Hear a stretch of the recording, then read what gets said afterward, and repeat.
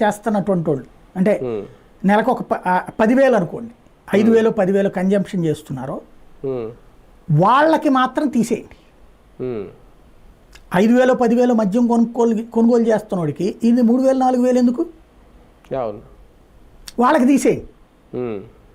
అప్పుడు అడిగినా కూడా రేపు కోర్టులకు వెళ్ళినా కూడా సమాధానం చెప్పుకోవడానికి ప్రభుత్వానికి ఉండదు ప్రాబ్లం. అవును, అదే కదా.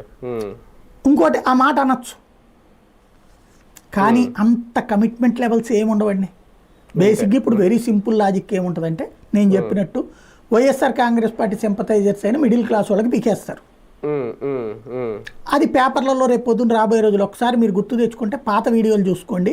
మన డిబేట్లో నేను చెప్పే ఎలక్షన్స్ ముందే ఇది జరుగుతుంది. ఏంటంటే ముందు దొంగలు అక్రమంగా ఇచ్చారు, అదేది దాని పేరేంటి వాలంటీర్లు ఇచ్చారు, వాళ్ళ మీద కేసులు పెట్టమని చెప్పారు, చంద్రబాబు సీరియస్ అయ్యారు, జైల్లో పడేయమన్నారు, ఆగ్రహం వ్యక్తం చేశారు. ఇట్లాంటి 2-3 రోజులు రాస్తారు. కొన్ని రోజులు పోయాక వాడే ఆ బియ్యం తీసుకోవడానికి భయపడాలా. ఇప్పుడు రేషన్ ఉంది, ఇవాళ బియ్యం తీసుకోవడానికి భయపడే పరిస్థితి సృష్టిస్తున్నారు. బియ్యం అమ్ముకుంటున్నారు అనేటటువంటి ఒక దొంగలు అంటుంటే ఏమైపోతుంది వాళ్ళకి, ఆ భయం పుట్టిస్తారు. తీసివేతలు కూడికలు ఏదైనా ఇంకా రాజకీయ కోణంలో చూడాలి తప్ప ఈ పారామీటర్స్ ఇవన్నీ మనం చూడకూడదు. నేను అనేది పారామీటర్ ఉండాలండి ఖచ్చితంగా. ఆ పారామీటర్ జెన్యూన్ గా ఉండాలి.